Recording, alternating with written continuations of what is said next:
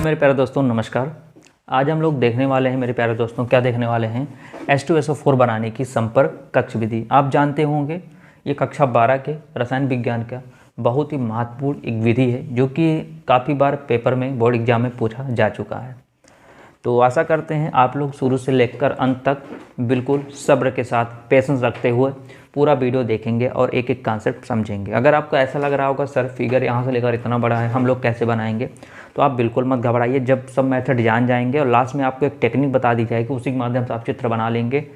पूरा विश्वास रखिए, आप उसी ट्रिक के माध्यम से आप पूरा क्या करिएगा, चित्र बना लेंगे। ठीक है, और तो बिना देरी करते हुए वीडियो को स्टार्ट करते हैं। और आप लोग अगर चैनल पर नए हो तो चैनल को सब्सक्राइब करके बेल आइकन के बटन को दबाकर आप लोग चैनल से जुड़ जाइए, क्योंकि यहाँ पर आपको कुछ ना कुछ नई चीज़ सीखने को अवश्य मिलती है। तो देखो होता क्या है, संपर्क कक्ष विधि, इसी को हम लोग बोलते हैं कॉन्टैक्ट चैम्बर मेथड बोला जाता है। ठीक है, इसमें 3 स्टेप होता है। पहला स्टेप क्या होता है, पहला स्टेप होता है हम लोग क्या करते हैं, सल्फर लेते हैं। क्या लेते हैं, सल्फर। एस मतलब होता है सल्फर। सल्फर को हम लोग क्या करते हैं, वायु की उपस्थिति में जलाते हैं। यानी वायु मतलब ऑक्सीजन, यानी क्या करते हैं, वायु मतलब यहाँ पर O2 लेंगे। इसकी उपस्थिति में हम लोग जब जलाएंगे तो क्या बनेगा आपका SO2। क्या बनेगा यहाँ पर आपका SO2 प्राप्त होगा। तो क्या पहला स्टेप समझ में आया, क्या किया गया। पहला स्टेप, सल्फर को वायु की उपस्थिति में क्या किया गया, जलाया गया। तो क्या प्राप्त हुआ आपको, सल्फर डाइऑक्साइड प्राप्त हुआ। ठीक है, अब आगे क्या होता है, अब इसी सल्फर डाइऑक्साइड, अब इसी यही जो लिखा आपको मिला है, इसको, ये दूसरा स्टेप है आपका SO2। क्या, SA2 को हम लोग फिर वायु की उपस्थिति में क्रिया कराते हैं। लेकिन क्रिया अब किसके साथ कराएंगे, ऑक्सीजन के साथ कराएंगे। यहाँ पर एक उत्प्रेरक लेते हैं, किसकी उपस्थिति करते हैं, उत्प्रेरक V2O5। ये क्या होता है, वैलेडियम पेंटा ऑक्साइड होता है। ये किसका काम करता है, ये काम करता है किसका, उत्प्रेरक का काम करता है, ताकि रिएक्शन और तेज गति प्रदान कर जाए। ठीक है, और कितना टेम्परेचर होता है, 400 से कितना, 450 डिग्री इसका से टेम्परेचर होता है। ठीक है, जब जो प्राप्त हुआ है उसका फिर से क्या करेंगे हम लोग, ऑक्सीजन की उपस्थिति में क्या करेंगे, V2O5 उत्प्रेरक की उपस्थिति में 400 से 450 टेम्परेचर के ताप पर हम लोग क्या करेंगे, क्रिया कराएंगे। तो आपको क्या प्राप्त हो जाएगा, SO3 प्राप्त हो जाएगा। क्या प्राप्त हो जाएगा आपका, SO3 प्राप्त हो जाएगा। ठीक है, अब अगर आप सोच रहे होंगे सर इसका लिखने का मेथड क्या है, तो आप सबसे पहले लिखोगे, सबसे पहले क्या करते हैं, सल्फर को वायु की उपस्थिति में गर्म करने पर सल्फर डाइऑक्साइड प्राप्त होता है। फिर सल्फर डाइऑक्साइड को ऑक्सीजन की उपस्थिति में क्या, V2O5 उत्प्रेरक तथा 400 से 450 डिग्री ताप पर क्रिया कराने पर SO3 प्राप्त होता है। अब SO3 क्या करते हैं, तीसरा स्टेप क्या होता है, तीसरा स्टेप SO3 को किसके साथ क्रिया कराते हैं, जल के साथ कराते हैं। तो क्या प्राप्त होता है, देखो यहाँ से क्या है, H2 है तो H2 लिख दिया, यहाँ से S है तो S लिख दिया, यहाँ पर 3 1 4 4 और क्या हो गया, H2SO4 हो गया। ठीक है, तो ये 3 स्टेप होता है, इनको 3 स्टेप ऐसे लिखा जाता है। ठीक है, लेकिन ज़्यादातर एक और तरीका होता है, क्या होता है, ये जो आपको SO3 दिख रहा है इसकी रिएक्शन कर देते हैं H2SO4 के साथ। किसके साथ, कंसनट्रेट H2SO4 के साथ करा देते हैं। तो क्या प्राप्त होता है, देखो ध्यान से, H2 है, H2 लिखा, एक S यहाँ पर, एक S तो क्या हो गया, H2 हो गया, एक 3 और एक कितना हो गया, 4 तो O4 हो गया। इसको बोला जाता है ओलियम। क्या बोला जाता है, इसको ओलियम बोला जाता है। अब बात आती है कि कौन सा प्रयुक्त होता है, जो जब प्रयोगशाला विधि होती है तो कौन सा प्रयोग किया जाता है। देखो यहाँ पर ये तो होता ही होता है, इसको जलाओगे तो क्या प्राप्त होगा, ये प्राप्त होगा। ठीक है, फिर उसके बाद इसकी क्रिया किसके साथ कराते हैं, ऑक्सीजन साथ यानी वायु साथ कराते हैं। यहाँ पर किसकी उपस्थिति में, V2O5 की उपस्थिति में 400 से 450 ताप पर क्रिया कराएंगे तो SO3 प्राप्त होगा। ये भी आपको लेना पड़ेगा। अब बात आती है इन दोनों में किसको ज़्यादा प्रेफरेंस दे सकते हैं। जो SO3 है इसकी क्रिया H2O से कराएंगे, ये बनेगा। इसकी क्रिया अगर इससे कराएंगे तब ये बनेगा। तो ज़्यादा प्रेफरेंस मिलता है, इसको मिलता है। ठीक, इसको हटा देते हैं यहाँ से, आपको मिलता क्या है, इसको मिलता है। आखिरकार अब आप सोच रहे हैं ऐसा क्यों होता है, मैं आपको बताना ये चाहता हूँ।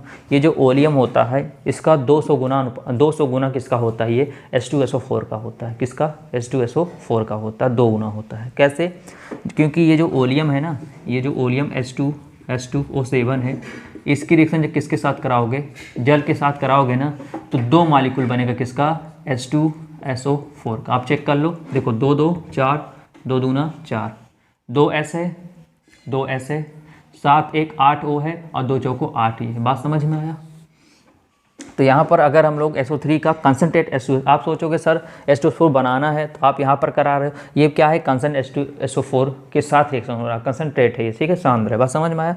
H2SO4 साथ करेंगे तो क्या प्राप्त हो जाएगा, H2SO7 ओलियम, जो कि यहाँ पर देखो लास्ट में आपको प्राप्त हुआ है। तो H2SO4 करके यहाँ पर क्या प्राप्त हुआ आपको, ओलियम प्राप्त। ओलियम क्या होता है, H2SO4 का 200 गुना होता है, कितना गुना होता है, 200 गुना होता है, 2 मालिक्यूल इसका होता है, बात समझ में आया। तो अधिक मात्रा में प्राप्त हो रहा है। अब चलते हैं, समझते हैं इनका चित्र क्या है। तो क्या बात समझ में आया, रिएक्शन आप कर लो कि एक बार मैं मिटा के आपको फिर से बताता हूँ, देखो क्या क्या लिखना है, ताकि आपकी सारी बातें क्या हो जाए, क्लियर हो जाए, किसी प्रकार की आपको कोई समस्या ना आए, ठीक है।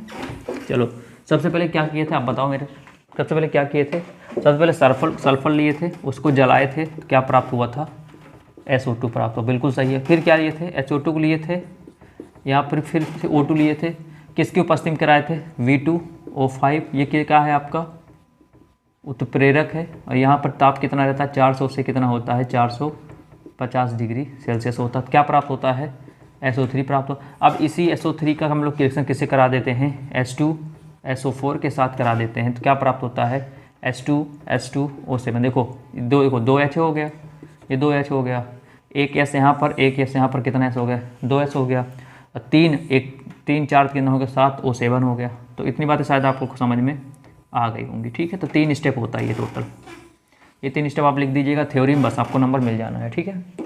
अब इनका चित्र समझते हैं, चित्र अच्छा समझिए ध्यान से। सबसे पहले क्या किया हम लोग, देखो अगर आपको दिख रहा होगा चित्र अच्छे से, सबसे पहले हम लोग क्या किए थे, सल्फ़र, ये क्या है, सल्फ़र एक बना है क्या, मतलब एक पात्र है ये ऊपर वाला, इसी में क्या करें, सल्फ़र को जलाया जा रहा है। ये स्टैंड है, इसके ऊपर क्या रखें, पात्र रखें, क्या करें, सबसे पहले हम लोग इसमें क्या प्रोवाइड करें, इसमें वायु को प्रोवाइड करते हैं। वायु मतलब क्या भाई, ये देखो वायु तो है, और ये क्या है, सल्फ़र है, इसमें क्या है, सल्फ़र है, वायु प्रोवाइड किया, सल्फ़र को हम लोग जलाए। जब सल्फ़र को जलाए तो यहाँ से गैस होते हुए इसमें गए।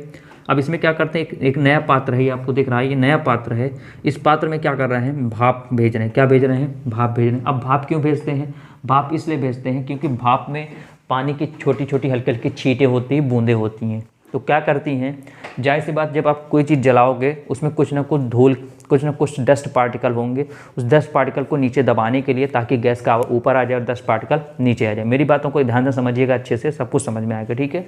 सबसे पहले क्या किया, इसको जलाया, जलाने के बाद देखो पाइपलाइन ये गई यहाँ तक, यहाँ पहुँची। ये जो पात्र दिख रहा है इसके ऊपर देखो, ऊपर से देखो आपको एक नली दिख रही होगी, ऊपर से एक नली दिख रही होगी, इसमें क्या प्रोवाइड करते हैं, भाप, स्टीम प्रोवाइड करते हैं, भाप प्रोवाइड करते हैं। भाप में जानते हो सभी लोग क्या होती है, छोटी छोटी बूंदें होती हैं पानी की।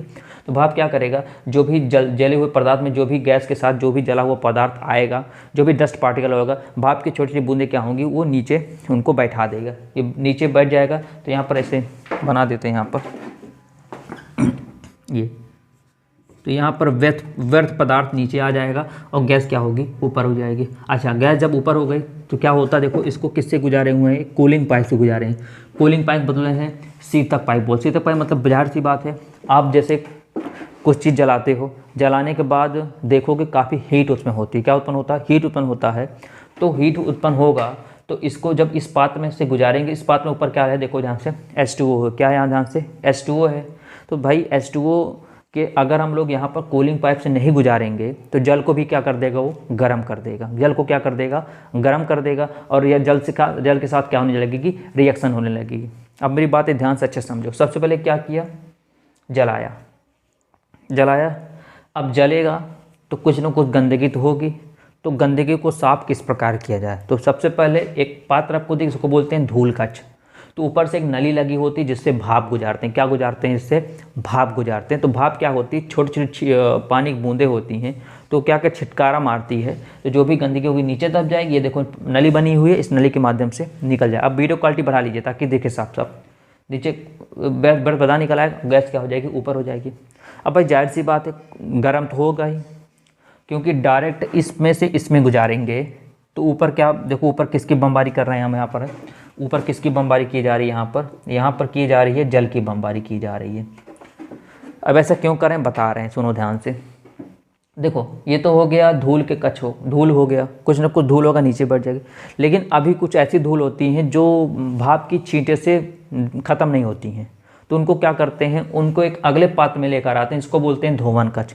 धोवन अगले पात्र में लेकर आते हैं, जिसे ऊपर से क्या करते हैं, जल की बमबारी करते हैं। जल की बमबारी करते हैं तो जो और भी जो गंदगी वो अच्छे से क्या होती है, साफ हो जाती है, नीचे बैठ जाती है, और इस नली के माध्यम से पदार्थ जो होता है वो व्यर्थ पदार्थ होता है वो निकल जाता है, और जो गैस होती है वो ऊपर की ओर ऐसे उठ जाती है। बात समझे ना, क्या समझा, मेरे ध्यान दीजिए कि बातें। ये देखो जलाया, इनको क्या किया, वायु भेजकर, ये सल्फर है, जला, जलने के बाद यहाँ पर आया, एक नया पात्र में आया। नए पात्र को बोलते हैं धूल कक्ष। धूल कक्ष इसलिए बोलते हैं क्योंकि यहाँ पर एक नली लगी होती है, भाप के माध्यम से देखो छिटकारें आ रही हैं, तो जो भी इस जले हुए जली जो गैस है उसमें कुछ डस्ट पार्टिकल होंगे, वो भाप के छींटे से नीचे दब जाएगा, इस नली के माध्यम से निकल जाएगा, जो गैस होगी वो ऊपर उठेगी। चलो ठीक है, यहाँ तक बात समझ में आया। अब तब भी कहीं ना कहीं कुछ ना कुछ गंदगी रह जाएगी, जो भाप से नहीं जाने वाली, किससे जाएगी, वो जल से जाने वाली। जल से उनको हम लोग धुल देंगे अच्छे से, ठीक है।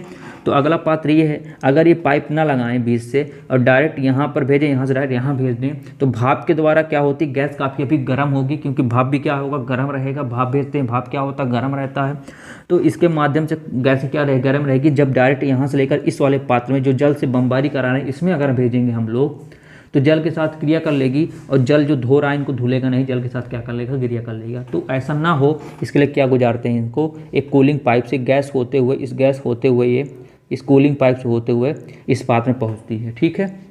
बीच में देख रहे हो क्या भरा है, ये पत्थर भरा होता है, इसको बोलते हैं क्वार्ट्स, क्या बोलते हैं, क्वार्ट्स बोलते हैं, इसको रेत के पत्थर बोलते हैं। ये ऐसे पत्थर होते हैं जो कि अम्ल के साथ रिएक्शन नहीं करते हैं, ऐसे पात्र लिए जाते हैं, नहीं, ठीक है ना।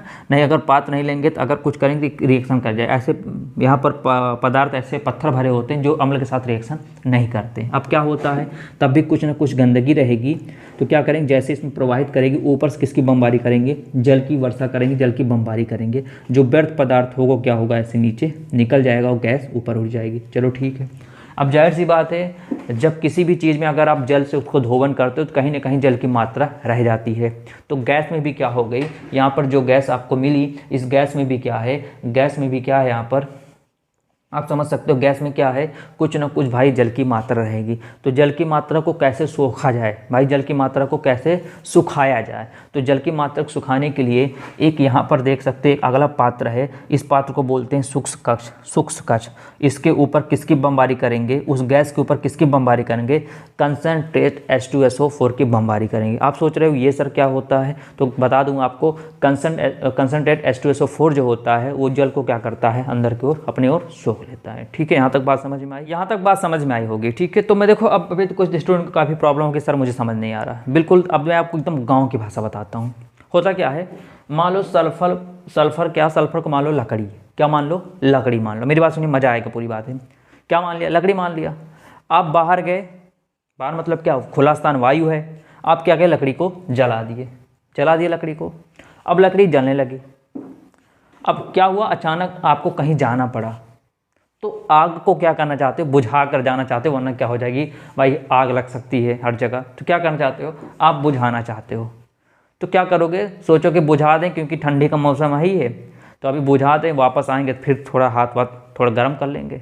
तो क्यों ना लाओ मैं हल्का सा पानी की छींटे मार दूं, ताकि हल्के से आग क्या हो जाए, बुझ जाए और कुछ आगे हो। तो क्या करते हो, आपने लकड़ी लिया, लकड़ी मतलब सल्फर, वायु मतलब सब, खुले स्थान पर आपने जलाया, थोड़ी देर आग और सेका।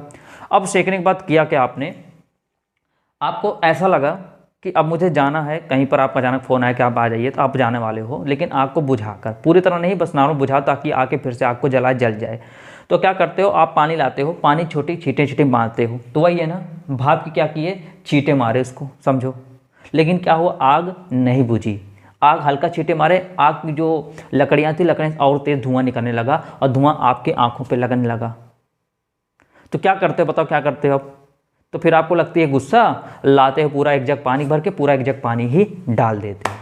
बात समझ में, वही हाल यहाँ पे ही, जलाया, सर्वप्रथम जलाया, जलाने के बाद जो अगला पात्र है आपका, उसमें भाप के माध्यम से जो गंदगी उसको नीचे बैठाते हैं, गैस ऊपर उठ जाती है।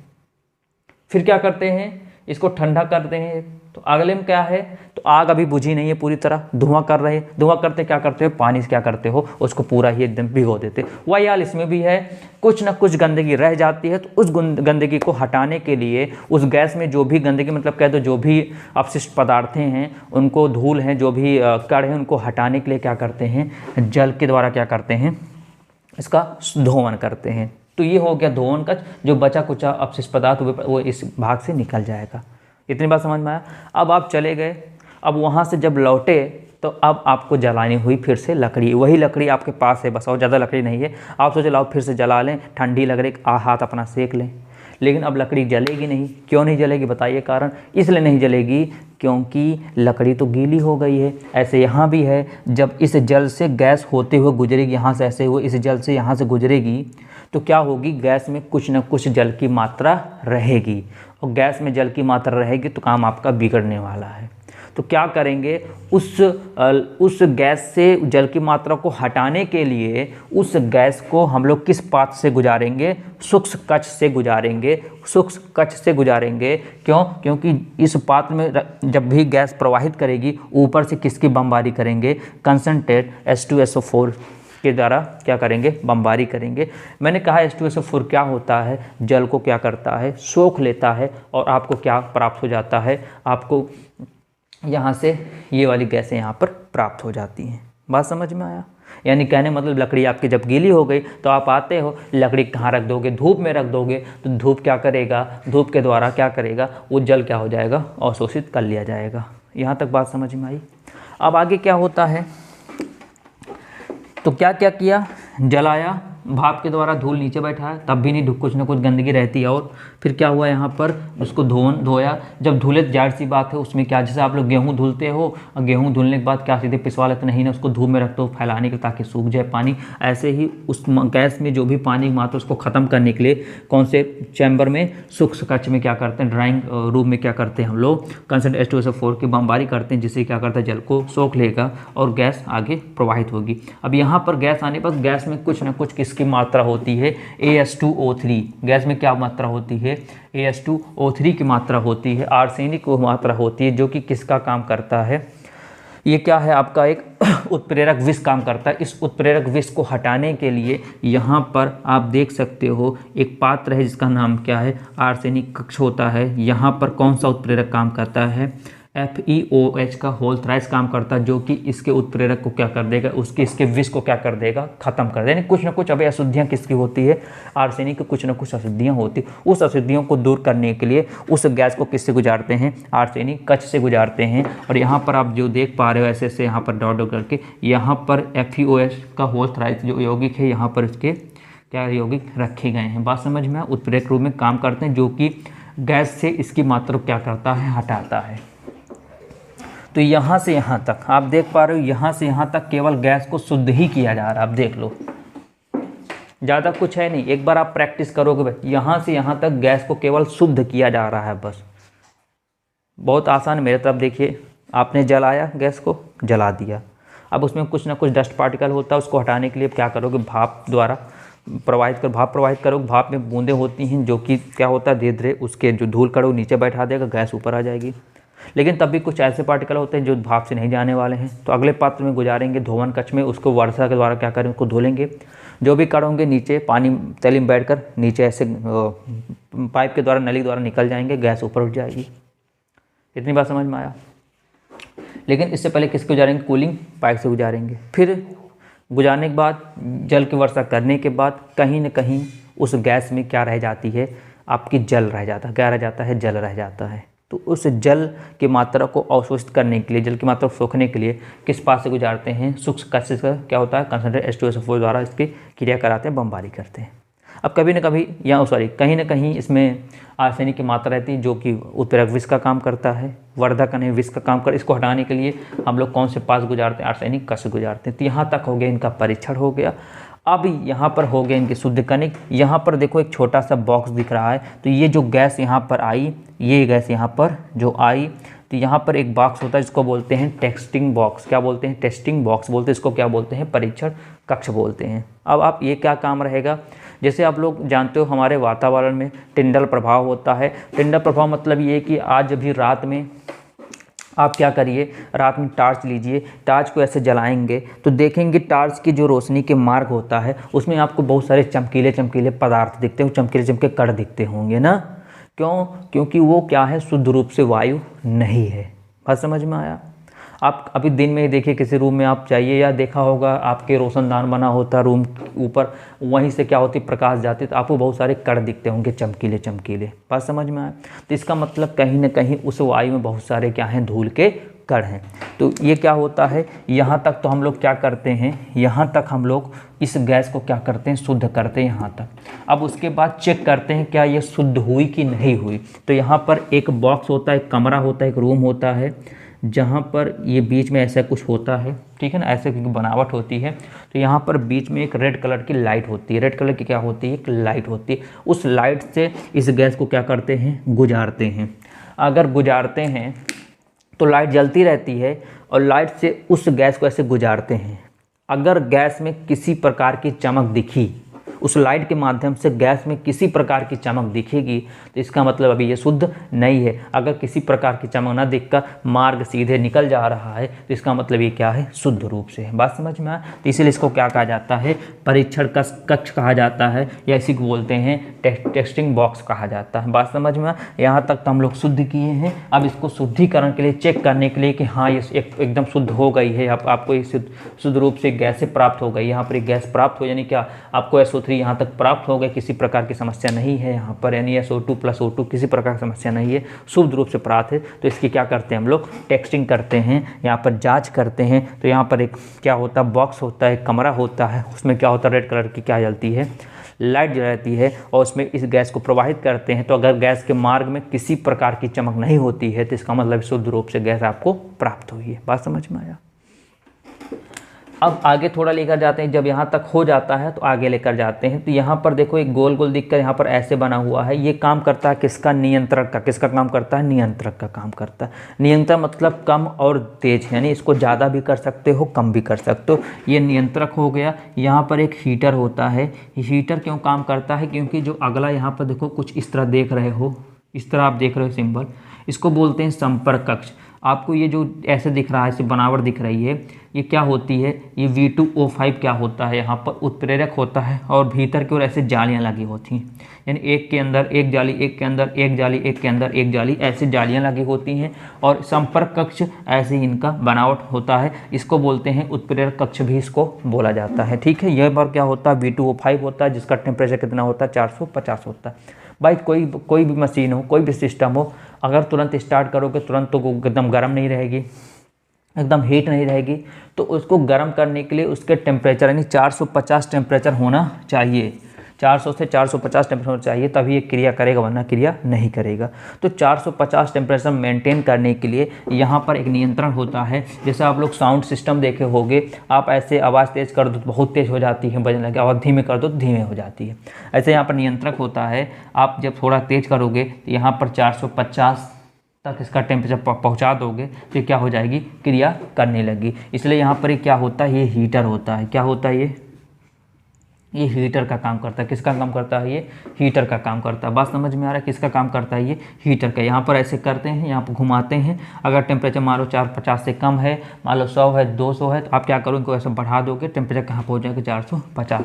लेकिन कभी कभी ऐसा होता है कि टेम्परेचर बहुत ज़्यादा उच्च हो जाता, बहुत ज़्यादा बढ़ जाता है, इसको कम भी करते हैं तब भी कोई असर नहीं पड़ता है। तो इनकी बनावट ऐसी होती है, गोलनुमा, ऐसे गोलनुमा होती है। तो इसके ऊपर क्या करते हैं, जल की वर्षा कराते हैं, जल की बमबारी कराते हैं। तो क्या होता है, जल इसके ऊपर वर्षा होकर ऐसे नीचे की ओर ऐसे बह जाता है, निकल जाता है, कहीं पर पानी रुकता नहीं है। तो इनकी बनावट ही ऐसे, इनको मॉडिफाई ही ऐसे किया गया है कि इसके ऊपर अगर जल डालें तो जल किसी प्रकार के ऊपर नीचे टिके ना, ऐसे नीचे सरकते हुए पानी निकल जाए, और ये क्या होगा, ये सिस्टम क्या हो जाएगा, ठंडा हो जाएगा। बात समझ में आया भाई? कभी कैसा होता है, टेम्परेचर बहुत ज़्यादा बढ़ जाता है तो इसका नियंत्रक काम ही नहीं करना बंद कर देता है। तो इस केस में क्या करते हैं, ऊपर से जल की बमबारी करते हैं जिससे इसको ठंडा किया जा सके। बात समझ में आया? उसके बाद यहाँ पर क्या बन जाएगा आपका, देखो यहाँ पर देखो सिस्टम सब कुछ, ये वाला, यहाँ पर ये सब सिस्टम यहाँ तक चला। उसके बाद जैसे ही उत्प्रेरक कक्ष में आया, आपको क्या प्राप्त हो गया, देखो ये SO3 प्राप्त हो गया। अब बताओ SO3 क्या किए थे, H2SO4 के साथ किए रिएक्शन के क्या प्राप्त हुआ था, H2SO O7 प्राप्त। यहाँ पे आपको क्या हुआ, उत्प्रेरक कक्ष के द्वारा क्या प्राप्त हुआ, SO3 प्राप्त हुआ। अगला जो पात आप देख रहे हो किसके साथ किए, देखो ध्यान से देखो, SO3 किसके साथ किए थे, H2SO4 के साथ किए थे। ये देखो ध्यान से, ये जो अगला चैम्बर है किसका है, यहाँ पर कंसंट्रेट H2SO4 के साथ प्रवाहित किए थे और ये SO3 इसके साथ रिएक्शन करके यहाँ पर क्या प्राप्त कर लिया, H2O7 H2O7 प्राप्त। इसको बोलते हैं क्या, ओलियम बोलते हैं। तो उम्मीद करते हैं आपको बातें एक एक बातें क्लियर समझ में आ गई। बस ध्यान रखना क्या कि सबसे पहले जलाने के बाद कुछ ना कुछ गंदगी उठेगी, उसको दबाने के लिए भाप के द्वारा इसको हम लोग क्या गंदगी नीचे दबा दिए, गैस ऊपर उठ गई। फिर तब भी कहीं ना कहीं कुछ ना कुछ गंदगी रहेगी, उसको क्या कि कूलिंग पाइप गुजारते हुए किस में लेकर आए, धोवन कक्ष में वर्षा किए। जब वर्षा किए तो गंदगी तो नीचे बैठ गई, लेकिन गैस में कुछ ना कुछ जल की मात्रा रहेगी। तो जल की मात्रा को सुखाने के लिए गैस से क्या करते हैं, एक नए पात्र से गुजार, इसका नाम क्या है, शुष्क कक्ष। ऊपर किससे गुजारते हैं, कंसंट्रेट H2SO4 बमबारी करते हैं, उससे गुजारते हैं। तो उसमें जो भी पानी होगा वो अपने ओर ऑब्जर्व कर लेगा, सोख लेगा, ठीक है। अब उसके बाद क्या करते हैं, उसमें कहीं ना कहीं इसकी ये विष का काम करता है। ये उत्प्रेरक नहीं, वर्धक नहीं, इसका मतलब विष का काम, वर्धक काम नहीं करेगा। वर्धक मतलब होते हैं कि तेज गति नहीं प्रदान करेगा, कहीं ना कहीं रुकावट करेगा। इनको हटाने के लिए एक पात्र होता है, इसको क्या बोलते हैं, आर्सेनिक कक्ष में क्या होता है, FeOH का बोलता है, इसमें भरा होता है, इसे गुजारते हैं। उसके बाद देखते हैं, यहाँ पर चेक करते हैं, रोशनी यहाँ पर रेड कलर डालते हैं और गैस को प्रवाहित करते हैं। अगर उसके मार्ग में कहीं किसी प्रकार की चमक दिखी, इसका मतलब शुद्ध नहीं चमक दिखी, इसका मतलब वो शुद्ध है। बात समझ में आया। टिंडर प्रवाह ऐसे तो होता था, अगर टार्च इससे जलाओ, अगर रोशनी उसके मार्ग में अगर चमक दिखा तो टिंडर प्रवाह होता है। उसके बाद क्या यहाँ पर क्या किए, इसको हम लोग संपर्क कक्ष उत्प्रेरक कक्ष में गुजारते हैं। तो यहाँ पर क्या नियंत्रक होता है, इससे कम और तेज किया जा सकता है उनके ताप को। बात समझ में आया। अब उसके बाद क्या हुआ, यहाँ से क्या प्राप्त हुआ, SO3 प्राप्त हुआ। उसको किसके साथ करा दिए, कंसंट्रेट H2SO क्या प्राप्त हुआ, आपको ओलियम प्राप्त हुआ। तो उम्मीद करते हैं वीडियो लंबा गया होगा, मानते हैं, लेकिन एक एक चीज़ें आपको समझ में आ गई। एक बार और वीडियो देख लीजिएगा, प्रैक्टिस कर लेंगे, आपको सारी चीज़ समझ में आ जाएगा। तो मुलाकात करेंगे ऐसे ही किसी नेक्स्ट लेक्चर में। तब तक के लिए नमस्कार।